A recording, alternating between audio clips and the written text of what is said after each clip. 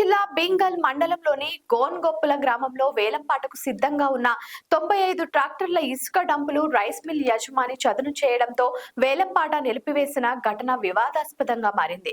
Revenue అధికారుల వివరాల ప్రకారం హరిహర రైస్ మిల్లులో శుక్రవారం నిబంధనలకు విరుద్ధంగా డంపింగ్ చేసిన 95 ట్రాక్టర్ల ఇసుకను రెవెన్యూ అధికారులు స్వాధీనం చేసుకుని 10వ తేదీన సీజ్ చేసిన ఇసుక డంపులను వేలం నిర్వహిస్తున్నట్లు అధికారికంగా ప్రకటించడం జరిగింది.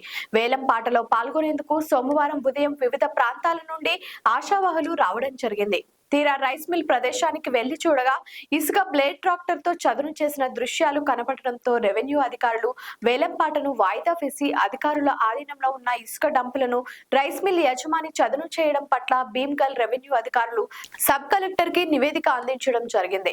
ఉన్నత అధికారుల ఆదేశాల మేరకు సంబంధిత వ్యక్తులపై చర్యలు తీసుకుంటామని రెవెన్యూ సిబ్బంది తెలియజేశారు. కానీ ప్రజలు మాత్రం ప్రకృతి సంపదను దళారులు కొల్లగొడుతున్న అధికారులను వత్తాసు పలుకుతున్నారని ఆరోపించారు.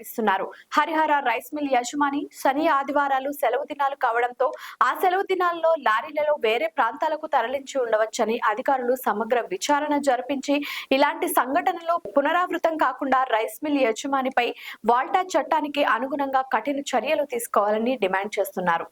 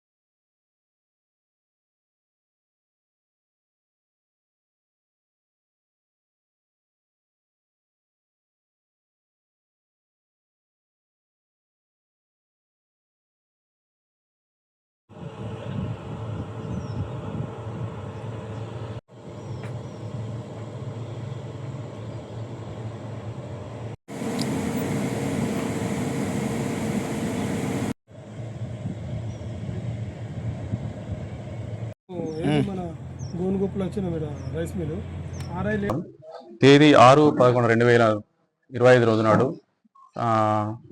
అందిన సమాచారం మేరకు శ్రీ హరహర రైస్ మిల్ గోనుగొప్పులలో సుమారు 95 ట్రాక్టర్ల ఇసుకను మా ఆర్ఐ గారు సీజ్ చేయడం జరిగింది. వాటిని మా కస్టడీలో తీసుకొని ఉంచిన తర్వాత మేము సోమవారం నాడు ఓపెన్ యాక్షన్ చేయడానికి నోటిఫికేషన్ కూడా ఇచ్చాము. సంబంధిత రైస్ మిల్లర్ తన ప్రభుత్వ కస్టడీలో ఉన్న ఇసుకను ట్రాక్టర్తో లేవల్ చేస్తూ అక్కడ ఎక్కడైతే ఉందో అక్కడికి లేకుండా చేశాడు. ఆ రిపోర్ట్ను ఆర్ఐ గారితో తీసుకున్నాము. ఈరోజు ఈ రిపోర్ట్ని సబ్ కలెక్టర్ గారికి పంపించిన తర్వాత పై అధికారుల ఆదేశాల మేరకు తగు చర్యలు తీసుకుంటాం. లైక్ చేయండి, షేర్ చేయండి, సబ్స్క్రైబ్ చేయండి. మరిన్ని వీడియోల కోసం బెల్ సింబల్ పై క్లిక్ చేయండి.